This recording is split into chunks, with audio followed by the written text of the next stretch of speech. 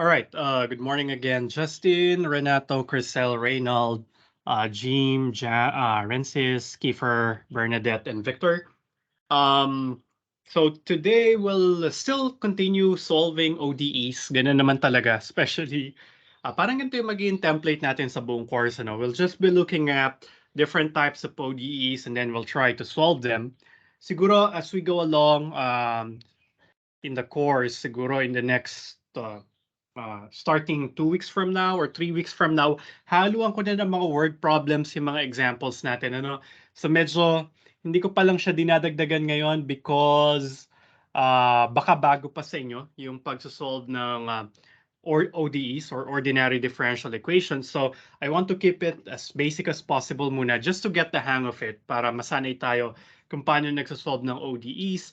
Pero once we get the hang of it, siguro lalagyan na rin natin ng mga word problems para siguro magkaroon din kayo ng idea kung ano yung final project na gagawin natin. Ano pa nga ba? I just got an email this morning, which is actually from the Vice Chancellor, asking us to reconsider the learning mode for our courses. So I don't know if you guys, what you guys think, kasi kahit naka M1 daw tayo, there's an option that we go face to face after the reading break, pero subject to several constraints. So please think about it, and then probably on Friday I'll release a poll kung ano yung gusto nyo, whether we go back to face-to-face starting after the reading break or we keep this online mode. Pero ang daming constraints na dapat daw i-consider. Number one, everybody in the class should agree and the faculty in charge should agree. So pag may isa na ayaw sa atin, so we'll retain the M1 kasi ito naman yung in-advertise sa SAIS noon. So you probably won't enroll in the class if this was declared to be so pag may isa na ayaw, either isa sa inyo or kung ayoko, so mag-M1 pa rin tayo. But let me know what you think. And also, dapat daw lahat ng sections for a particular class ay same mode. So hindi ko pa alam sa ibang section ng 151 kung ano yung mangyayari. And then, third question is there an available classroom? Sa math building, 6 na lamang na classrooms yung pwede kasi magde-demolition na sila doon soon. So actually, wala rin kaming faculty room. So sa MBLH kami mag-squat for the next few months. But anyway, so those are the constraints and think about it. And on Friday, I'll ask you via poll what you think para alam ko yung magiging stand ng section natin for Math 151. Okay? So in the last few meetings, so back to ACAD na tayo. Last meetings, we have seen several ways on how to solve first order ordinary differential equations. So tiningnan na natin yung separable differential equations. Sila yung pinakasimple kasi nga paghiwalayin mo lang yung dalawang variables tapos pwede ka na mag-integrate both sides. The main concern there would be knowing the integration techniques that we need to employ, especially if the functions on the left and the right-hand side of the equation becomes complicated. So yun yung problema ron. And then this is important because the next method that we'll look at would be those ODEs with homogeneous components. Kapag ka napakita natin na yung mga terms dun sa ating ODEs ay lahat homogeneous of the same degree, of the same order. Order nga ba o degree yung ginamit natin? I think it's order. Of the same order. Or degree nga ba? Nakalimutan ko na kagad. Pero potato. So pagparehas sila ng degree or order of homogeneity. So pwede silang maging separable. You just do so by using the substitution, say v equals yx or v equals xy. Thank you, Crisel. So degree yung ginamit natin. Kasi nasa exponent siya ng lambda, no? So dapat lambda to the n of mxy ay equals sa m of lambda x comma lambda y. So kaya siya degree. So kapag ka lahat ng terms doon sa ating ODEs ay homogeneous of the same degree, substitution lang, v equals yx or x equals yv, then it will turn into a separable differential equation. And just make sure, ang kailangan yung tandaan pa rin doon, una, pag nagpalit kayo ng variable, if you change the variable to v, you make the appropriate changes in the differential, right? Baliktad pala, x equals yv or y equals xv or x equals yv. Yun yung substitution natin na gagamitin. And then if you change the variable, you also change the differential. Okay? Tapos after you do the algebraic manipulation, techniques of integration na naman yung kailangan natin gamitin after separating the variables. All right? Hold on, guys.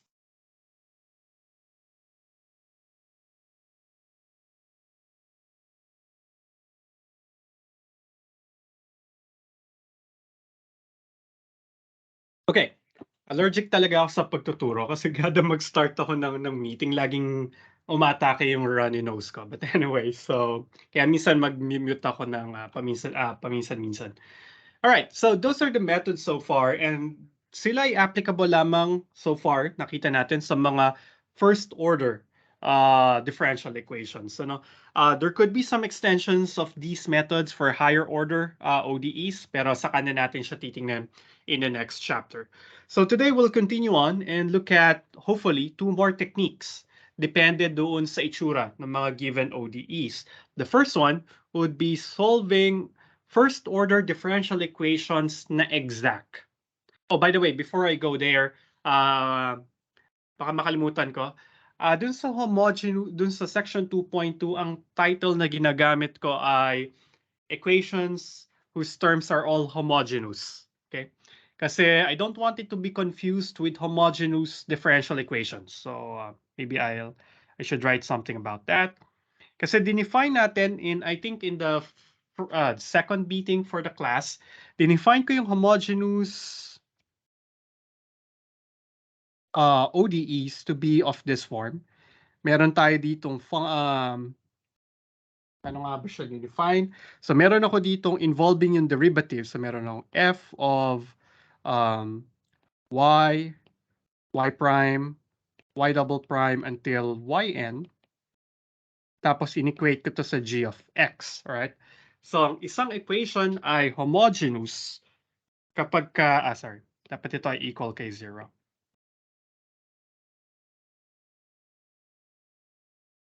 Ay, hindi nag-update yung screen. Hold on, guys. Medyo mabagal lang siya.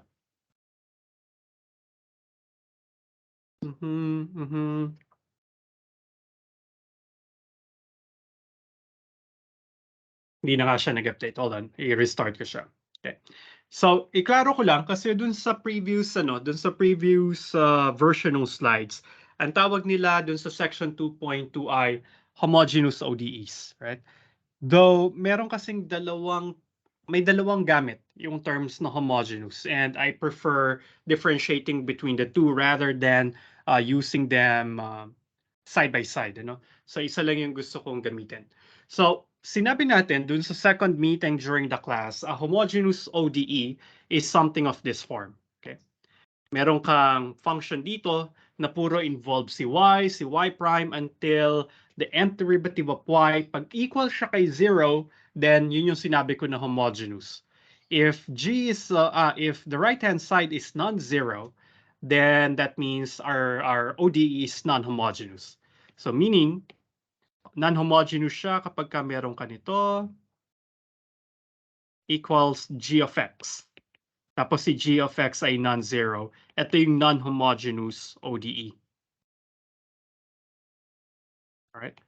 So, kapag ka zero yung forcing term, homogeneous. Kapag ka non-zero yung forcing term, siya ay non-homogeneous. That's what I wanna call homogeneous ODEs. Kasi later, pag magdi-discuss tayo ng homogeneous at ng solutions ng non-homogeneous ODEs, ito yung definition na gagamitin ko. I wanna stick with it.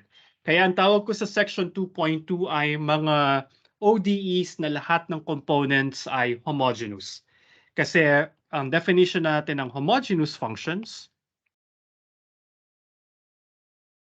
of a certain degree ay dapat totoo ito. Ang m of lambda x, lambda y should be equal to lambda n times m of xy. Alright?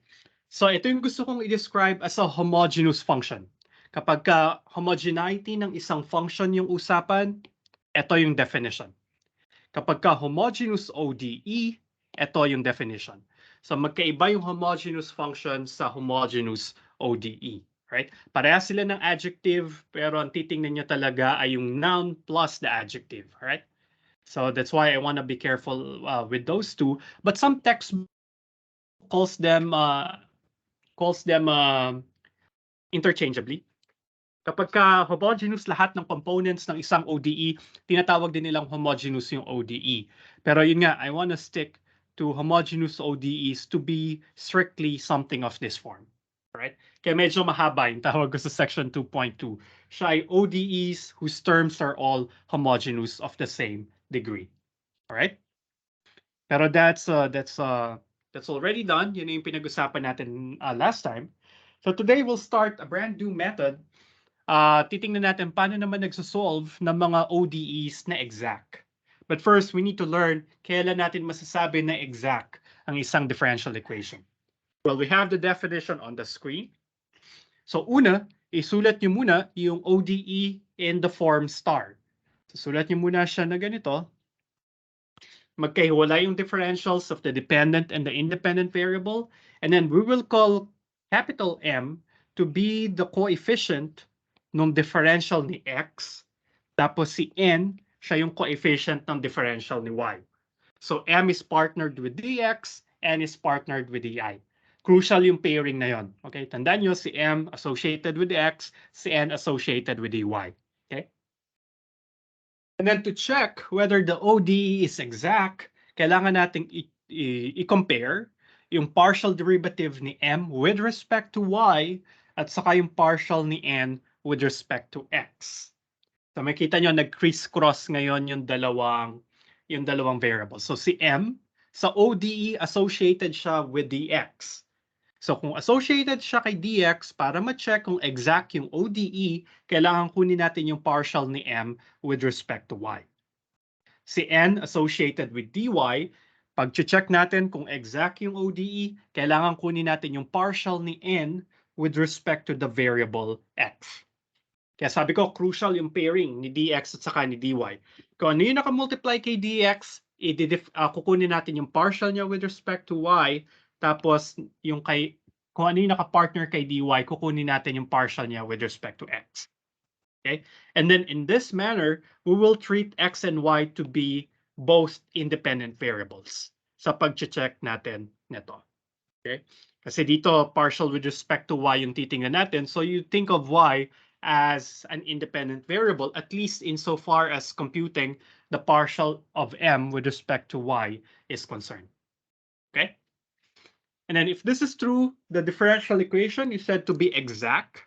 Tapos titingnan natin paano isosolve ang isang exact ODE.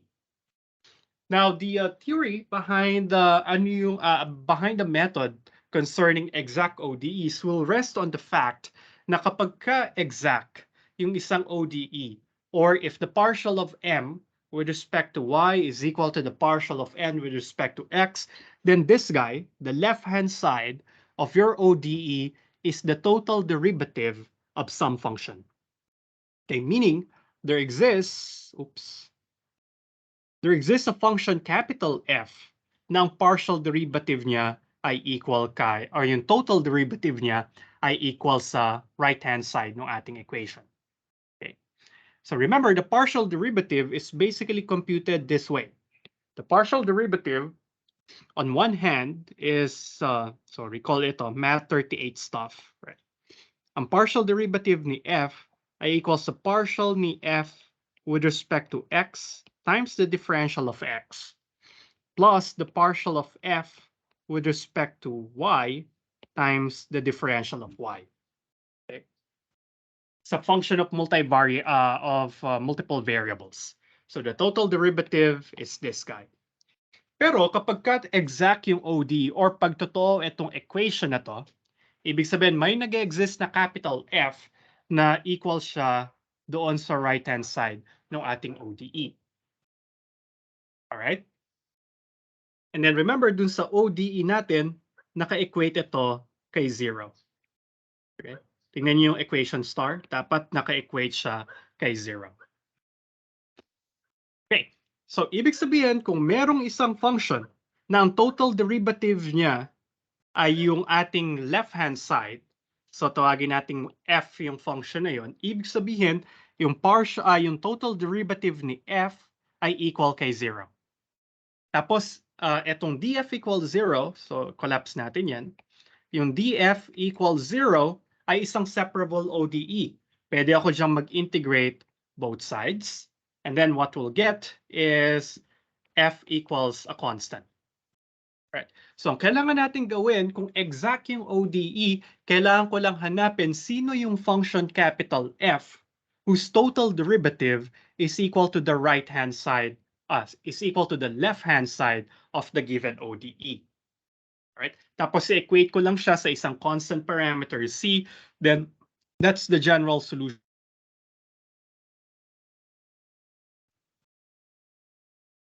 Okay? So yun yung goal natin. Hanapin si capital F given na exact yung ODE. Mangyayari lang to kapag ka-exact yung ODE. Kasi kapag ka-exact yung ODE, saka lang natin sure na yung left-hand side ng ating ODE ay total derivative ng isang function capital F. Now, anong atake natin dun sa solution? Well, we'll use these two equations here and ima-match natin sila. So, ibig sabihin, so ito at saka ito ay dalawang paraan para mo-compute yung total derivative ni f. And since total differentiation is well-defined, dapat yung partial ni f with respect to x dapat equal siya kay capital M. Tapos yung partial ni f with respect to y dapat equal siya kay capital N. Yun yung mga conditions na gagawin natin paghahanap kay capital F. Alright? Tapos pag nakuha ko na si capital F, equate ko lang siya sa isang constant or isang arbitrary constant, then we have the solution to our ODE. Alright? To our exact ODE. Right? So yun yung big picture, and probably and hindi pala probably, in the next few slides I will show how this process works. Pero it's better na maintindihan nyo kung ano yung theory behind the differential equation para mas madaling matandaan kung bakit ganun yung solution na ginagawa natin. Kasi remember sa 151, lalo na sa first half, puro solution methods to. So, napakaraming mga methods tayong daraanan para ma-solve yung mga ODE. So, kailangan nyo silang matandaan lahat. And if you get an understanding of the theory behind one particular method, yun yung tingin ko mas madaling paraan para ma-identify kung anong method talaga kagad yung dapat gamitin para sa isang ODE. Okay? So, do you have any questions so far dun sa theoretical foundation? Kailangan yung tandaan itong mga to kasi maraming criss-crossing, maraming mismatch. Una, i-check kung exact. Kung siya ay exact, gagamitin natin itong equation na to. Partial of f with respect to m. Hanapin natin yung candidate para kay capital F. Pero yung paano natin pipilian among those candidates, kung sino si capital F, dapat masatisfy niya naman yung susunod. Partial of f with respect to y should be equal to capital N. Right?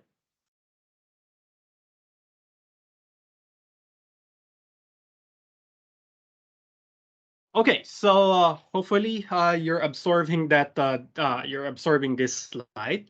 Tingnan natin particular examples.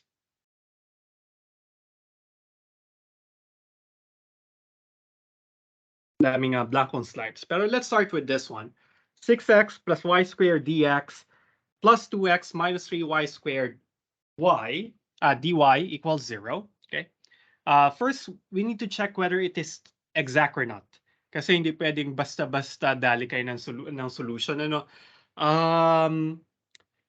Paano pag-exam pala, no? Kasi hindi namin sasabihin, malamang hindi namin sasabihin sa exam kung anong method yung gagamitin.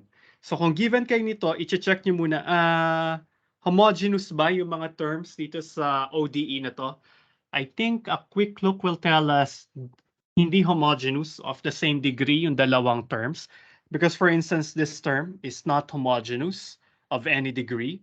So ibig sabihin, hindi na natin pwedeng gamitin yung substitution substitution na x equals yv. Kasi hindi siya mag-work kasi hindi naman homogeneous yung first term. Alright? So, kasi tama ba? Yeah, kasi lambda x, magkakaroon ka ng lambda squared. Hindi mo ma-factor out si lambda. So, hindi gagana yung diniscuss natin sa section 2.2. And then, separable ba to? I think this is not separable. So, hindi nyo magagamit yung nasa section 2.1. So, pupunta na kayo sa section 2.3. Baka naman, exact itong ODE na to. So, we can start, you should start your solution by showing first that it is exact. So, gawin natin yon. So, solution. Let's check dun sa pagiging exact muna ng ODE. So, I will let capital M of xy to be the one associated, the term associated with dx. So, that's going to be 6x plus y squared. Okay. And n to be the one associated with dy. So, this is 2xy minus 3y squared. So, nagmamatter ngayon kung sino yung tatawagin nating n, sino yung tatawagin nating m, para dun sa formula ng pagiging exact. Then I'll take their partial derivatives. In particular, I will solve for the partial of m with respect to the variable y. Ito yung crisscrossing, right? So si m associated by with the x. So kukunin ko yung partial niya with respect to y. So here I am treating y and x to be both independent variables. So ito si m, pa-partial ko siya with respect to y. So the answer would be 2y. Right? And I'll compute for the partial of n with respect to x naman. I will treat y to be a constant. I'll differentiate with respect to x. So ito, ang derivative nito with respect to x ay 2y. Okay. And lagyan ko pala dito ng end. And the partial of negative 3y squared with respect to x is 0. So parehas equal kay 2y, yung partial ni m at saka yung partial ni m with respect to y at yung partial ni n with respect to x. So we can say that our ODE is exact, right? Yung exact ay adjective para dun sa ODE. Thus, the given ODE is exact. All right? Dahil exact yung ODE, then there exists a function capital F such that, ito yung notation ko ng such that, parang baligtad na, na element of, di ba? Ang element natin ay ganyan. Baligtarin nyo lang siya, yun yung such that ko. Alright? There exists an F such that ang total derivative ni F, which is computed traditionally as the partial of F with respect to x times dx plus the partial of f with respect to y times dy ay equals sa mxy dx plus nxy dy. Right? Yan yung consequence ng pagiging exact ng ating ODE. Total derivative ng isang function f yung left-hand side ng ating ODE. And dahil sure tayo na totoo yung last sentence, then we must force the issue that the partial of f with respect to x ay dapat maging equal kay mxy. Right? Because see, dapat magma-match ito term by term. So these two guys must be equal to each other, and then these two guys must be equal to each other. Right? Okay. So, ibig sabihin, ang partial ni f with respect to x ay dapat equal kay m. Pero si m ay 6x plus y squared. Alright? So, ngayon, hanapin ko si capital F. Now, to find capital F, mag-i-integrate lang ako both sides. Pero in this integration, I will treat everything except x to be a constant. Okay? So, ibig sabihin, ang gagawin ko rito, si f ay equals sa integral ni 6x plus y squared with respect to the variable x lamang. Okay? Because y will be treated as a constant. So parang tipong nag-multiply ako ng dx to both sides. So makukuha ko ay df ay equal kay 6x plus y squared dx. Tapos i-integrate ko lang both sides. I will have f isolated on one side, and then the integral of 6x plus y squared with respect only to the variable x on the right-hand side. Okay? Tapos ito yung evaluate ko ngayon. Integral ng 6x plus y squared, keeping in mind that y is treated as a constant. Okay? So in that sense, we will get what? I'll get 6x squared over 2 plus y squared x. Tama ba? Right? Plus an arbitrary constant. Okay? Pero arbitrary constant with respect to the variable x. But remember, y is treated as a constant in this computation, right? So that means the arbitrary constant that we will be adding, nakalagay pala siya sa quotation marks, yung arbitrary constant, quote unquote, ay magiging function only of the variable y. Alright? Kasi pag itong expression na to, kinuha ko yung partial niya with respect to the variable x, makukuha ko pabalik si 6x plus y squared. Kasi yung partial ng last term, yung partial nito, with respect to the variable x ay equal lang kay 0, makukuha ko pabalik itong 6x plus y squared. Okay? And this g of y, hindi lang siya constant. Pwede siyang mag-involve ng variable y. As long as wala siyang variable x. Magiging 0 yung derivative nito, babalik ako sa equation nito. Okay? So that's one peculiarity of this method or this approach, ano, yung pagkuha mo sort of partial integral, all right? Kasi yung arbitrary constant napapalitan ngayon ng isang function only of the other variable. Nag-integrate tayo with respect to x. So si y ay treated as a constant, so any function of y alone is treated to be a constant. So this will be our ansatz. O ito yung hula natin. Yan yung ansatz o yung guess. Yan yung ansatz natin para kay capital F. Pero we will not stop here because we need to determine what that function g is. Okay? But before proceeding, any question muna? Nag-make sense ba yun, no? Yung method?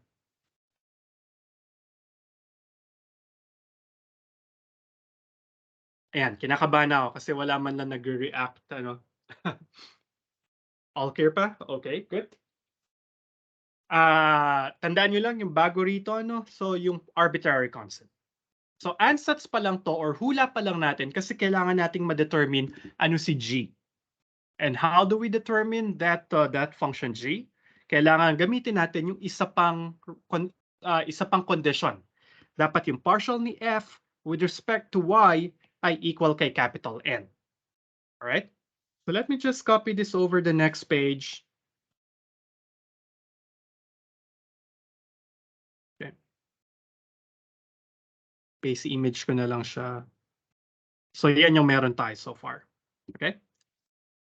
So now, dahil, moreover, siguro yun na lang sabihin, moreover, dapat yung partial ni f with respect to n, with respect to y, dapat ay equal kay n of xy.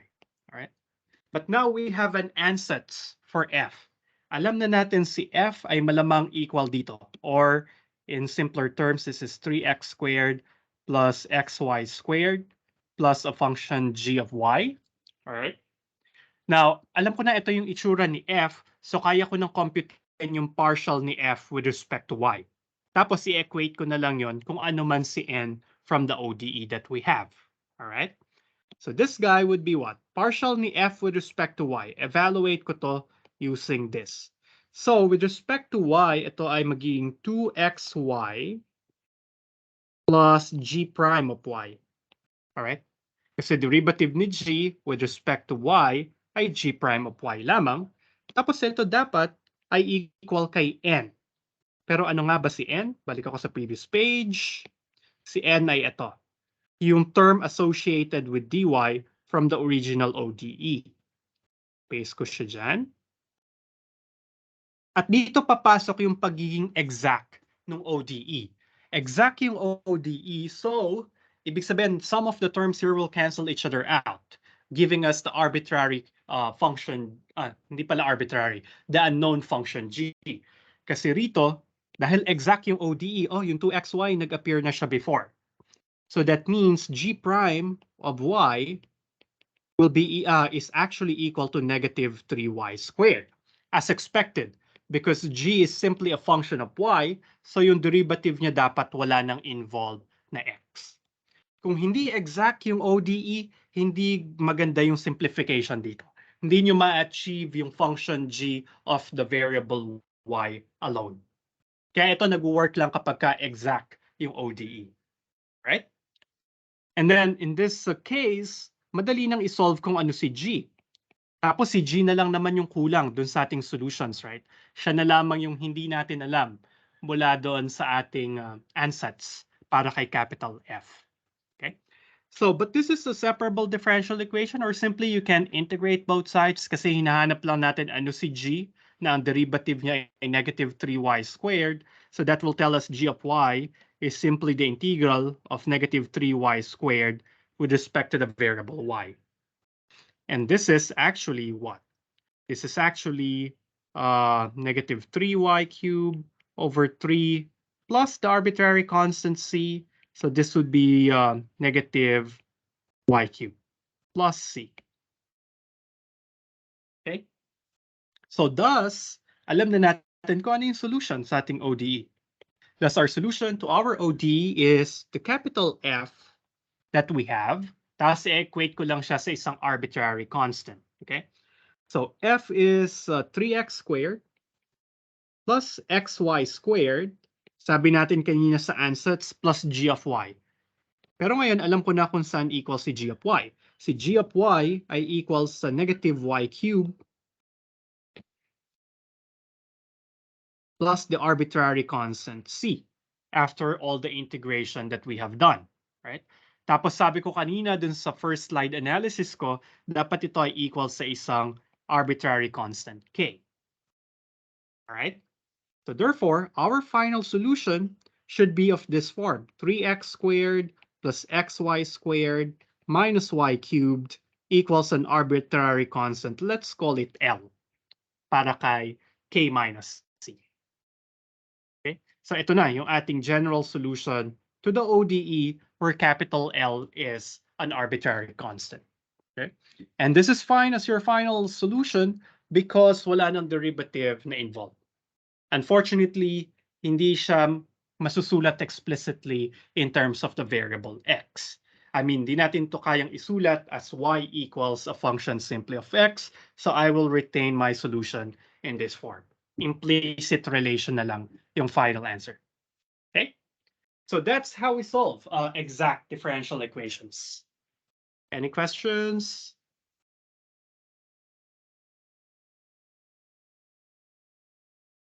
Parang ang dali, no? Sana sa exam puro ganito lang din.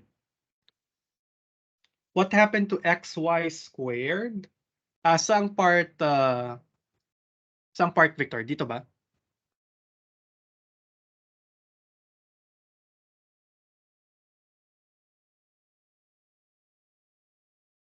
Yeah.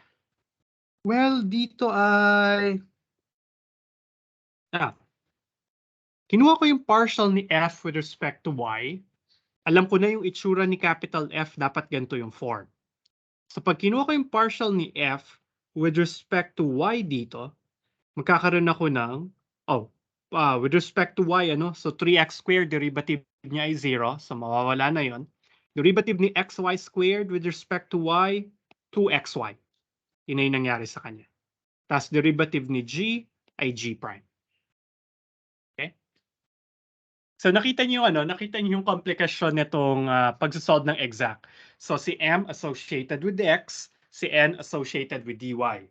Tapos para makita kung siya ay exact, kukunin ko kung titingnan ko kung equal yung partial ni m with respect to y kay partial of n with respect to x. Pero dun sa isolve ko, dapat si partial ni capital F, which is our supposed solution, with respect to x, dapat siya ay equal kay m.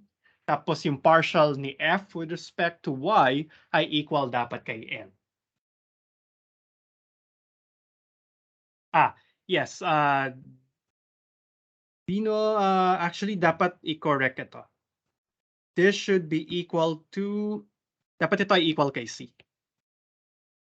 Hindi siya lang dapat equal kay 0. Yeah, it could be equal to any arbitrary constant. Yeah, hindi ko pala na-correct dun hindi ko siya ma-correct sa slide kasi kinopya ko lang yung PowerPoint from the previous semesters. Tapos wala ako nung equation editor na ginamit nila. Pero dapat ito ay f of xy is equal to c. Okay?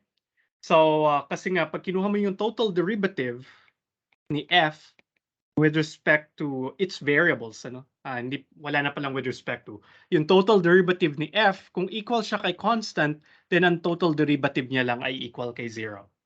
And we said that the partial of f the total derivative of f ay equal dun sa ating sa left-hand side ng ating ODE. So this guy being equal to 0, that's fine.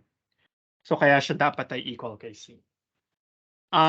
Nag-work yung solution na inequate lang si C kay 0 kasi nga yung arbitrary constant mula dun sa kaliwa, i-add mo lang kay C. Naging arbitrary constant lang din naman.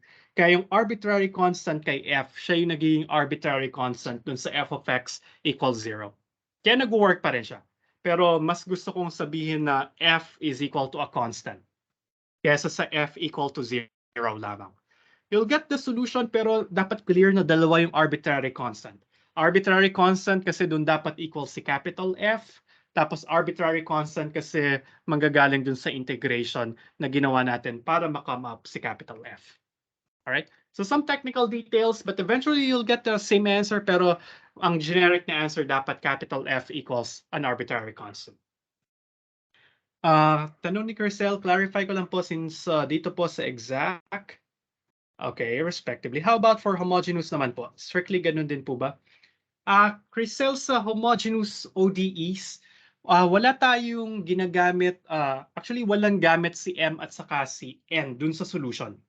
Kung matatandaan mo sa homogeneous, o dun sa isang ODE na homogeneous lahat ng terms, chinecheck lang na nililet ko pa rin na si M ay associated kay dx, tapos si N siya yung associated kay dy. Pero ang chinecheck ko rito is m of lambda x, lambda y equal to lambda to the n of mxy. Ito lang yung chinecheck ko. Tapos i-check ko rin si n. Ganun din. Si n, lambda x, lambda y. Equal ba siya kay lambda to the n times nxy? Pero pag napakita ko na totoo itong dalawa na to for the same little n, ang gagawin ko na, ililet ko na si x to be equal to yv. Or baliktad, si y ay equal kay xv. Pero hindi na nagmamatter kung sino si m at saka sino si n. Kaya dun sa homogeneous, dun sa ODE with homogeneous components, kahit ito yung tawagin mong n, okay lang. Kahit ito yung tawagin mong m, okay lang. Kasi wala na silang dynamics later on. Pinangalanan ko lang sila para mas maganda nating masulat yung pag-check kung sila ay homogeneous of a certain degree. Dun sa exact differential equations, nagmamatter kung sino yung papangalanan nating M at sino yung papangalanan nating capital N. Kasi yung M na in-associate ko kay X, siya dapat ay ipapartial ko with respect to Y. Tapos si N na pinartner ko kay dy, siya yung ipapartial ko kay X pag-check kung sila ay exact o kung yung ODE ay exact. Tapos mamaya, etong si M, siya yung magiging equal sa partial ni F with respect to X. Si N naman yung magiging equal dun sa partial ni F with respect to Y. Kaya nagmamatter yung pagpapangalan natin sino si M, sino si N. Kung pinagbaligtad mo yon, kailangan i-adjust mo rin ito at i-adjust mo rin ito. Okay? Pero sa ODEs na homogeneous yung components, hindi nagmamatter sino si M at saka sino si N. Kasi ginamit ko lang yung pangalan na M at saka N pagsusulat nung pag-check kung sila ay homogeneous of a certain degree. Okay? Yung sinasabi ko kanina na nagmamatter kung sino yung M at saka N sa exact. Sa homogeneous o sa ODEs with homogeneous components, kahit sino yung tawagin mong M, kahit sino yung tawagin mong N, okay lang.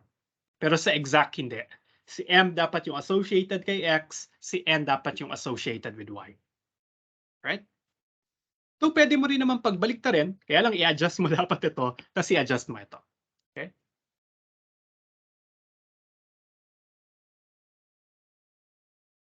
Right? Although, pagka yung way nyo ng pag-aaral nito ay katulad nung ginagawa ko na inanalyze ko, bakit ini-equate ko si M sa partial ni M as sa partial ni F with respect to X? Hindi na nagma-matter yung pangalan kung sino man si N at saka sino si Y. Pero if you're more of a mechanical person, okay lang din naman. Kaya lang dapat sinusunod mo to the letter yung conventions doon sa slides. Right? So let's look at another example.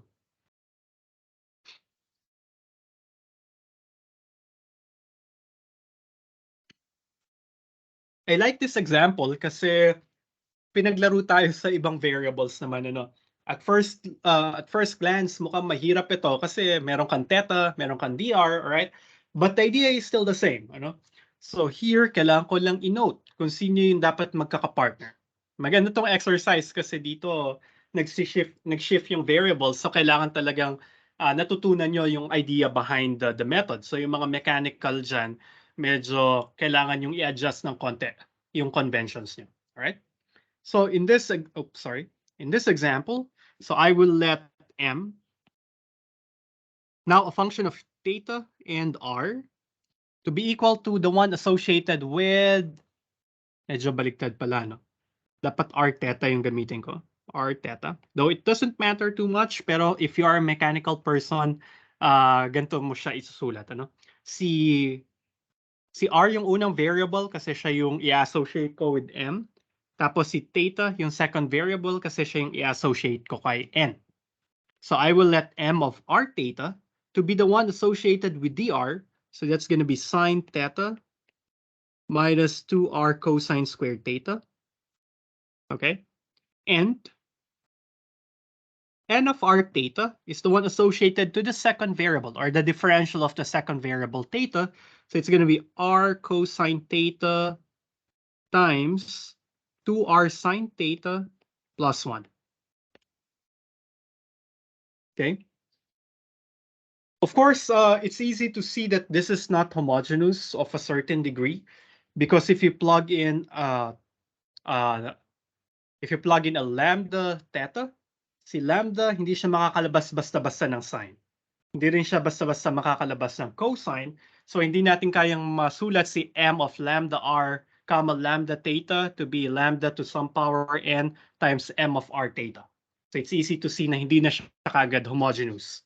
So kailangan hindi nyo pwedeng gamitin yung technique sa section 2.2. Right? Siyempre, hindi rin siya separable, so wala tayong choice kundi tingnan kung siya ay exact. So to do so, kailangan ko munang i-check kung ano yung partial ni M with respect to the other variable. M is associated with dr. Ito yung crisscrossing na nagaganap with the variables.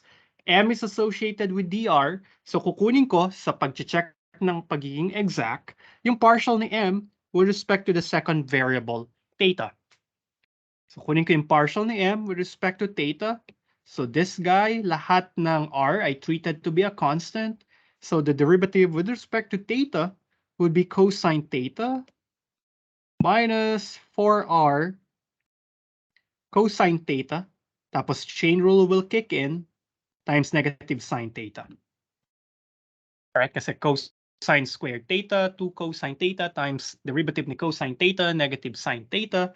So when we simplify it, it's going to be cosine theta plus 4R sine theta cosine theta. So that's the partial of M with respect to theta. And then similarly, we need to compute the partial of N, but this time with respect to R. Kasi si N ay associated with d theta. So pag-check ng pagiging exact, kailangan kunin yung partial ni N with respect to R. And in that case, lahat ng mga thetas ay treated to be a constant. So in this particular case, si R lang yung variable na nandito. So R times a constant. So ang derivative niya lang ay yung constant, quote unquote. Alright? So that will just be 2r. So that would be cosine theta times this guy, right? Yun lang yung partial ni n with respect to r. Pag sinimplify natin yan, we'll get, pag in-expand natin, I'll get 2r sine theta, cosine theta, plus cosine theta, which is exactly the previous partial that we got, okay? So thus, we can say that partial of m with respect to theta equals a partial ni n with respect to r, which is tantamount to saying that the ODE is exact.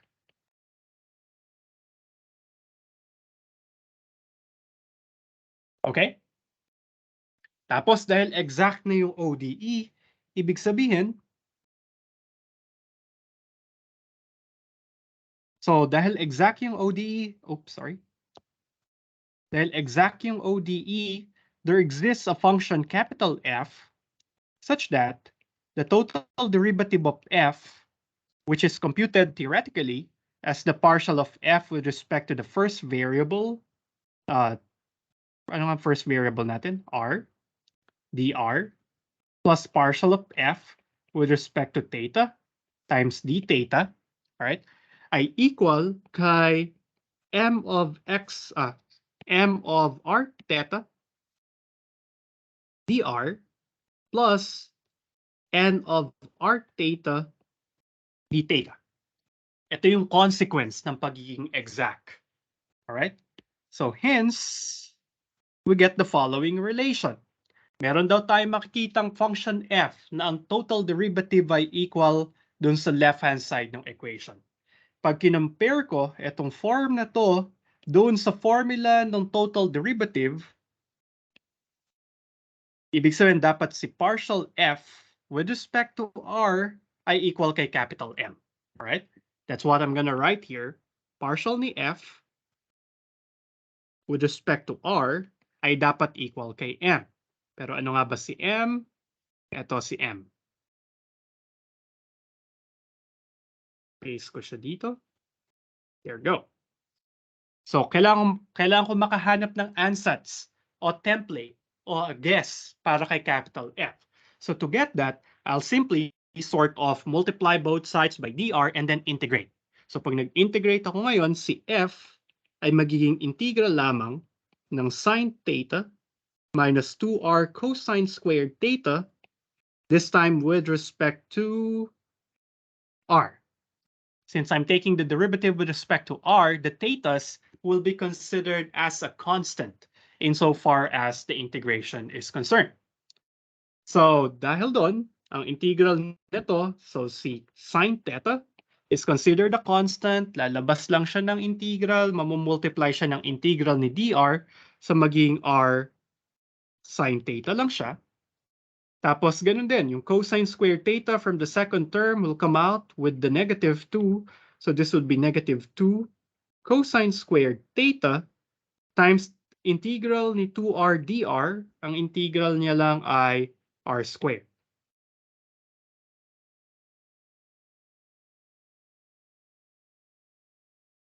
Alright?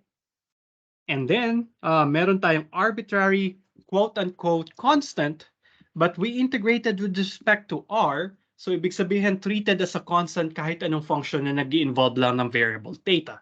So here we can add an arbitrary constant, arbitrary constant in quotation marks, which is actually a function of theta alone. Okay? So hold on guys, kailangan kong kunin yung charger ko ng iPad. Alright, hold on.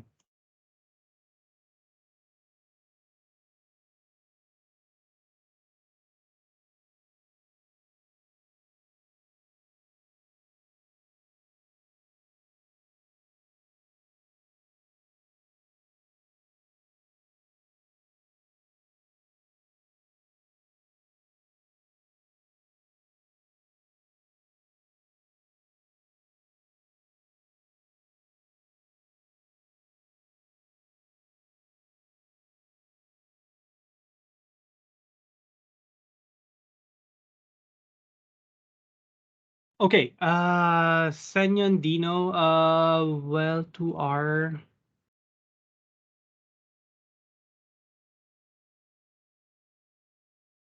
Kasi po magiging 4r cosine squared theta na if. Yun ano po. Kapag ka nag-differentiate ako, no, 4r, 2r. Yeah, sorry. Nakalimutan ko yung r squared over 2 rito. Thank you. Nung in-integrate ko siya, in-imagine ko na na-cancel yung 2 sa denominator, ano. So, yeah. So, 2r, magiging integral siya ng rdr, which is r squared over 2.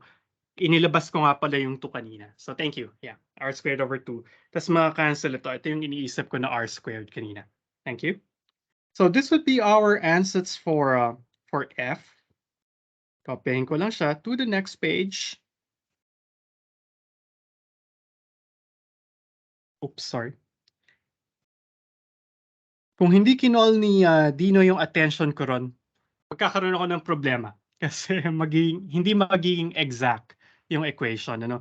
So, because now, dahil ito ay totoo, kailangan din yung second term dapat ay magfa-follow doon sa template ng total derivative, right?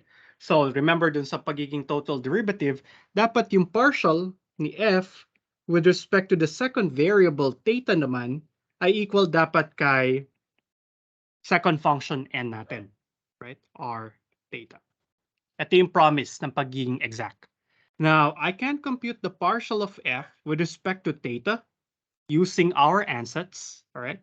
So, partial with respect to theta. So, magkakaroon lang ako ng r cosine theta. Tapos, maka-cancel nga yung 2. So, si r squared ay treated to be a constant. Tapos, derivative ni cosine squared theta with respect to theta. So, that's gonna be 2 cosine theta times negative sine theta plus g prime of theta. All right? Siya yung derivative ni f with respect to theta. Tama ba? With respect to theta. So, derivative, so r cosine theta.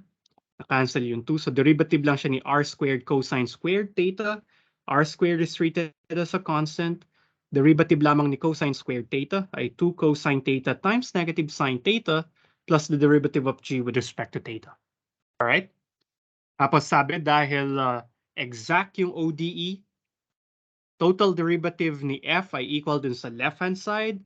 Partial dapat ni f, which we have computed here, should be equal to r capital N. Balikan natin si capital N. Si capital N daw ay ito. Tingin ko siya dito. Tapos i-compare ko lang. Ito. So, what do we get from this comparison? Well, I'll have r cosine theta multiplied by this guy. We'll get 2r squared cosine theta r sine theta. Kailan bakit negative? Did I mess one sign out? Yeah. Sorry. Ito ay may negative pa to sa unahan, right? Kasi negative pala siya kanina. Kaya ang daling ma-spot na may mali dun sa computation or we mess up with something little. Ano? Kasi na-prove na natin na exact. So surely dapat ito ay kamukhang-kamukha ni capital N. By hook or by crook, that should happen. Alright? So kaya ibig sabihin niya, ito ay negative by negative magiging positive. So that will exactly be r cosine theta times that guy. Alright? Kasi yung first term naman, r cosine theta lang, na-multiply lang ito by 1. So, ibig sabihin, makakancel lahat. Matitira lamang ay si g prime of theta ay equal sa 0. Alright?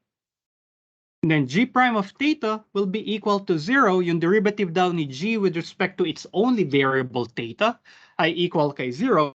So, that means g prime of theta is simply an arbitrary constant. Let me call it C1. Okay? So therefore, si f daw ay equal kay r sine theta minus r squared cosine squared theta plus an arbitrary constant C1. Kasi tingnan niyo yung ansatz natin kanina, si G, sorry, wala na tong prime. Si G na nandito, papalitan ko lang nung na-observe natin na value ni G, kaya naging plus C1 ito. Kaya nag-work yung nandun sa opening slide, dun sa slide number 3 yata, na naka-equate lang to kay 0. Kasi lilipat lang yung arbitrary constant dun sa kabila. Okay? Pero gusto kong ma-emphasize na si f ay equal sa isang constant k. Kasi kahit anong constant function f, ang total derivative niya ay 0. Okay?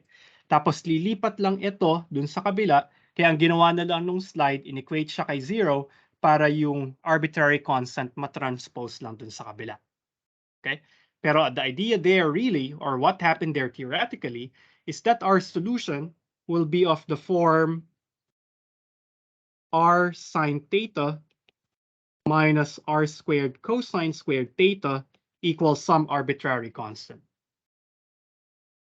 So that is, this is the general solution to the ODE. So ito na yung ating final answer. Ito ay comma, hindi siya C1 kasi yung C na siya ay nagre-represent nung K minus C1. Okay? End of solution. Okay, kita niyo yung process ng pag-solve ng exact ODEs.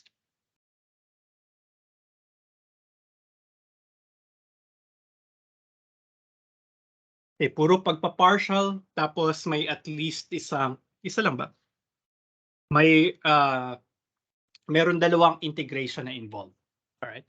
Pag i-integrate para makuha yung ansatz para kay capital F, tapos pag i-integrate para malaman ano yung arbitrary function of one variable na naka-attach doon kay capital F. Okay? Any questions? Walang questions? Kaya ba natin mag-quiz today?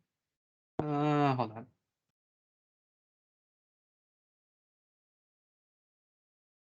Or homework na lang. Dami nating homework na okay lang yan. Pa-isa-isang homework. Kesa problem set, ano. Kasi kung problem set, isang mahaba yan, ano. So, medyo mas matrabaho. Okay na yung pa-isa-isa, no? I think that's better. Kada meeting, meron kayong isang homework na pwede niyong gawin after the class. Okay? Oh, si Jeff may request isa pang example. Sige, mag-try pa tayo ng isang example. Though I think ubos na yung nandun sa slide. So in the slides, it's already available. Nilipat ko pala dun sa week 4 yung slides para sa exact differential equations kasi sa schedule, ito ay nasa week 3 pero nga hindi natin natapos. So nilipat ko siya dun sa week 4. Pwede nyo siyang i-download. Nasa module under week 4 na siya. Pero if you downloaded it last week dun sa module for week 3, andun na rin naman siya. Tapos meron siyang summary sa dulo. Ito na yung sinasabi natin kanina. But again, I want to call it capital C. Pero theoretically or practically, wala naman silang pinagkaiba. Meron lang ilang theoretical details na na-skip kung bakit sinabi na f of xy is sufficient to be equal to 0. Pero I hope you see that. Ito pa pala, may isa pang example. Okay, good. Alright, so solve natin to. Una, pakita na siya ay exact. Hindi homogeneous to, hindi to homogeneous. It's easy to see why. So pag nag-exam na kayo, pag ito yung binigay, dapat mabilis nyo malalaman, hindi to homogeneous. So hindi ko pwedeng gamitin yung tools from section 2.2. So far, the only tool that we have ay para siya ay i-check kung siya ay exact. So dapat ito ay malamang exact. Ano? So to see that, I will let capital M to be associated with the first variable. Arrange natin yung variables as follows, t then y. So ito yung associated with dt. So ito ay e to the ty plus t e to the ty. Okay? And capital N would be the function associated with the differential of the second variable. So it's going to be t e to the t plus 2. All right?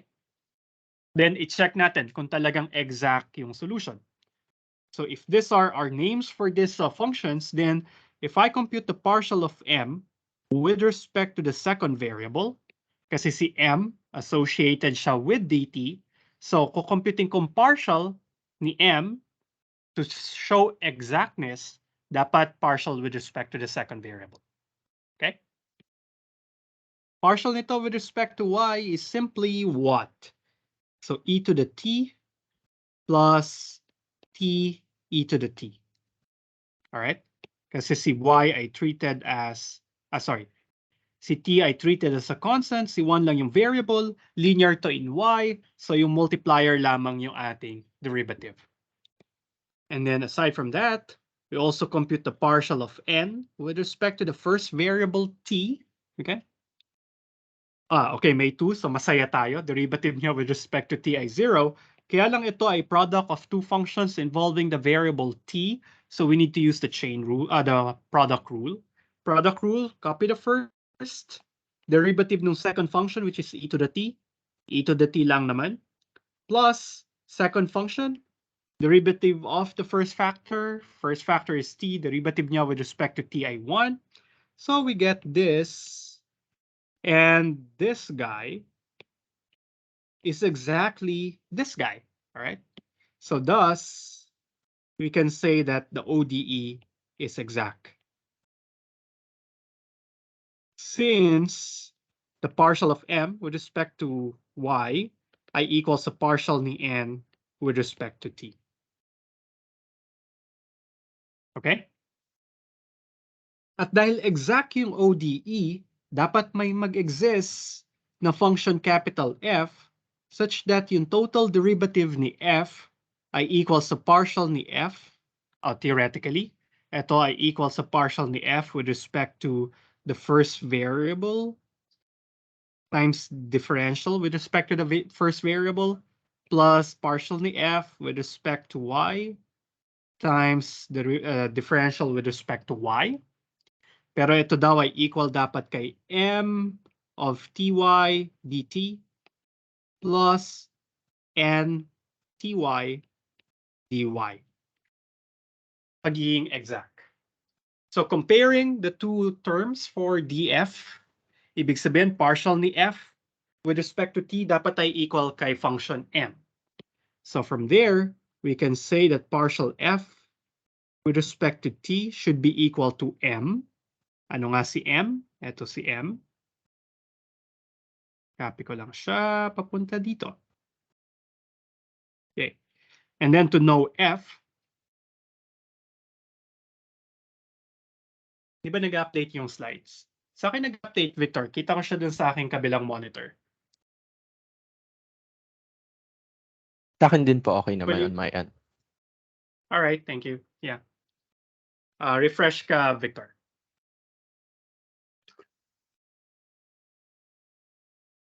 All right. So, yeah. Ito na yung partial ni f with respect to t. Kailangan kong maghanap ng ansatz o template para kay capital F. And I can do that by integrating both sides, right? Or multiplying first muna by partial with respect to t. Maka-cancel to, mag-i-integrate ako. Ito ay magiging f lang.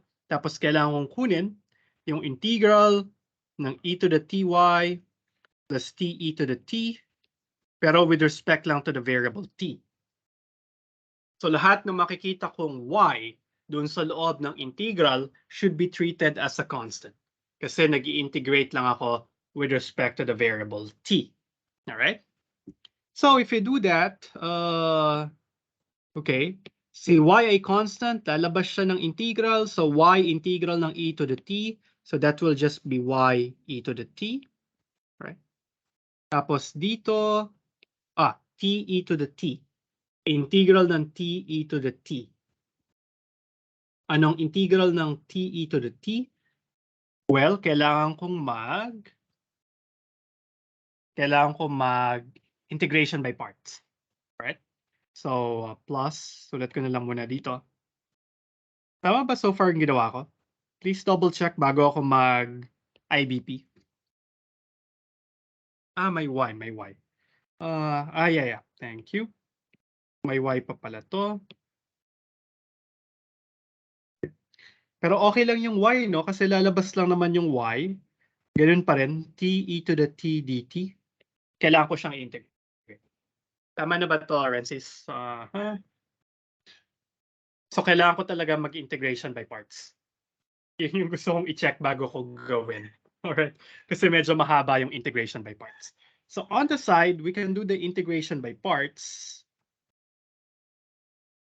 So, sa side na lang talaga. So, ito yung IBP for the integral ng t e to the t dt. Alright? Gamitin ko na lang yung tabular IBP, no? So, ito yung U, ito yung V. Meron akong t, meron ng e to the t. Tapos, puro e to the t lang naman to kasi ang integral ng e to the t ay sarili niya lang naman. Tapos, yung U, lagi natin siyang dinidifferentiate, tama?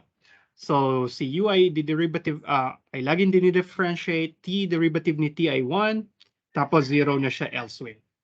Tapos, remember sa IBP, nagko-cross multiply ka lang, tapos opposite signs, plus, minus. So, ibig sabihin, yung integral ni t e to the t dt ay equal lang sa t e to the t minus e to the t. Right? So, t e to the t minus e to the t. So, we'll have that. So, that means ito ay y e to the t plus y times t e to the t minus e to the t. Tapos pag sinimplify ko yan, ang ansatz natin kay f ay t e to the t. Oh, I forgot one thing. I forgot to add the arbitrary constant, which in this case, dahil nag-integrate tayo with respect to t, ay function lamang of the variable y. Okay? So plus g of y. Okay? Tama ba itong ginawa ko? Double check. So yan yung trabaho nyo guys. Kailangan nyo i-double check yung mga integrals na pinagagawa ko. Tapos hopefully, isang paraan para ma-verify na tama yung mahaba natin ginawa, dapat kamukha to ni, o yung partial nito, mamaya ay maging kamukha ni capital N. Ano? So let me just copy this part. Kasi lilipat ako ng slide. Okay. So, kailangan tanda pa rin paano nag-integration by parts, ano? Kasi baka mag-pop up yung mga ganong situations in our problems. So, okay, there you go. That's our ansatz for F. Moreover, dapat yung partial ni F with respect to the second variable ay equals sa function n xy. Okay? Nanggaling naman to dun sa pagiging total derivative ni F, yung left-hand side ng ating ODE. Meron na tayong hula para kay capital F. So, ipapartial ko lang siya with respect to y. So, that means it's gonna be g prime of y. Tapos to dapat ay equal kay capital N. Ano ba si capital N? Si capital N ay eto.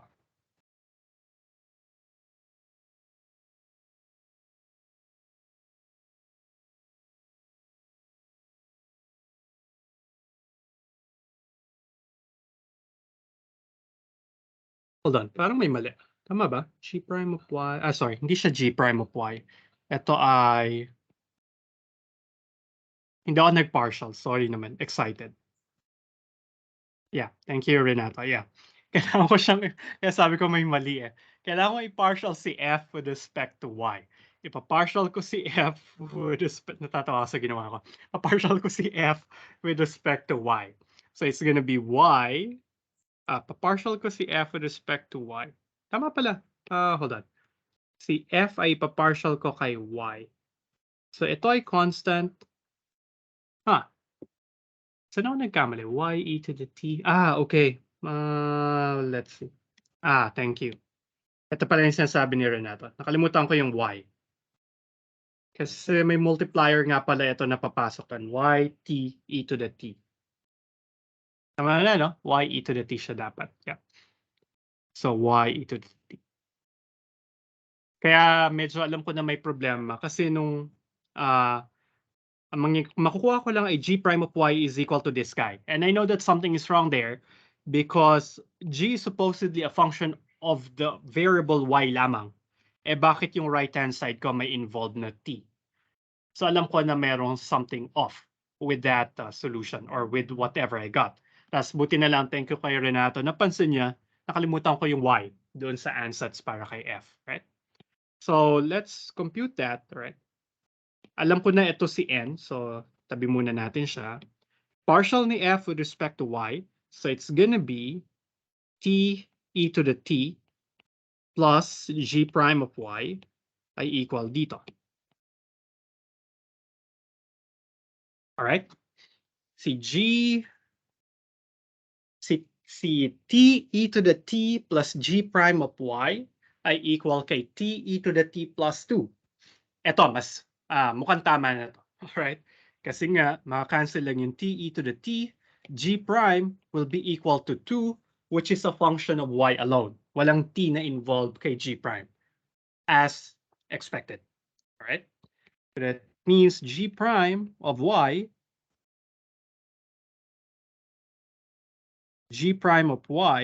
ay equal kay 2. To get how g exactly looks like, I just need to integrate both sides. This is integral of 2 dy, right? Or if you want to see the details there, sulat ko muna si g prime na dg over dy ay equal kay 2. Magmumultiply ako both sides ng dy, so I'll have dg equals 2 dy. Integral ng dg ay g lamang, then integral ni 2y. Integral ni 2 dy. And that will be what? That would be 2y plus the arbitrary constant c1. Okay? And that's how g looks like. So therefore, nakuha na natin lahat ng ingredients para kay capital F. So therefore, the solution to the ODE is our capital F. Ano ba si capital F? It's yt e to the t plus g, but we know how g looks like. G is 2y plus c1 equals an arbitrary constant k, or in other words, we have yt e to the t plus 2y equals c, where c is k minus c1, which is an arbitrary constant anyway. So ito na yung ating solution.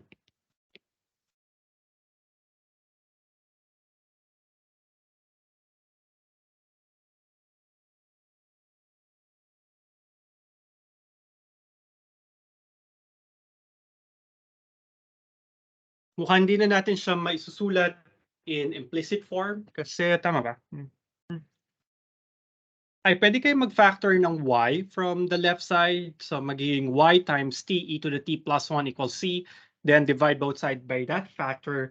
So we can write y explicitly in terms of the variable t, right? So pwedeng final answer nyo ay y equals c over t e to the t plus 2.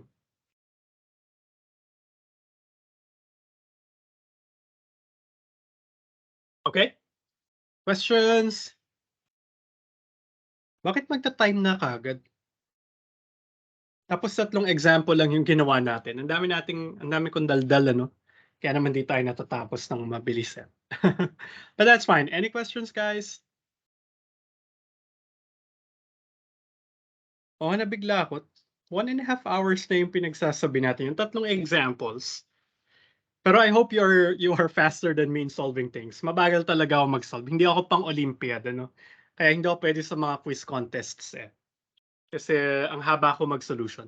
Pero ang daming pwedeng makollapse. Pero gusto kong i-present yung solution ng ganitong paraan para nakikita nyo step by step. Ano? So kung ano yung nangyayari. Let me see if there are other, ano pa nasa slides. Oh, just some other examples or some exact differential equations.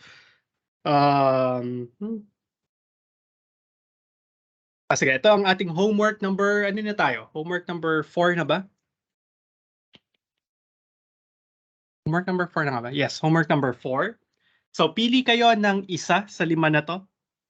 And then, yun, pasa nyo lang siya. Okay?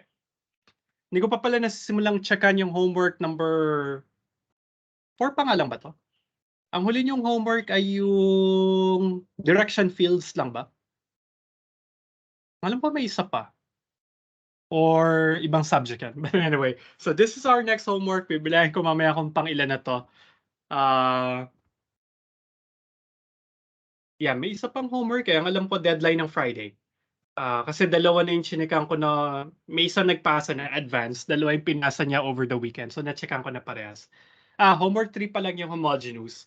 Homework 2 yung direction fields. So ito yung homework 4. Okay? So ang deadline nito ay kailan? Okay lang na next Wednesday? With, kailan na yun? October... Okay, calendar.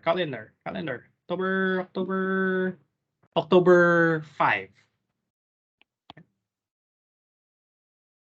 Gawin nating 9:59 AM ulit. Ganito na lang yung mga homework natin right before the class ko na lang siya i-juju, ano. Oh, yan. Hindi na natin alam kung homework number ano. Sige, check ko mamaya kung anong homework to. Alright, kung ano yung number. Popost ko rin naman to sa Canvas. So, basta ito yung homework natin. Alright? So, pili lang kayo ng isa dun sa 5 uli. Ayan, sabi na ni Bernadette, sir, homework 4 talaga. Okay, so pili lang kayo ng isa tapos. Pero ang gagawin ko, mag-upload ako ng answer key for all para pwede nyo pag-practicean tapos i-compare nyo dun sa answer key na gagawin ko. Pero as always, take my answer keys with a grain of salt. Ano, i-double check nyo kung tama yung solution ko. Sabihan nyo ako pag may mali para ma-edit natin yung answer key. Alright, o yung solution ko. Kaya ako siyang tawagin na answer key. Kasi pag ako yung nag-solve, malamang meron yung typo. So, tatawagin ko siyang solutions ko. Alright? Tapos check nyo na lang din yung solution ko. Ginagawa ko pala pag nag-check, hindi ko kino-compare with answer key. Tinitignan ko line by line. Kaya nakakapag-check ako kahit hindi ko pa tapos yung answer key kasi line by line ko chine-check isa-isa yung gawa nyo. Alright?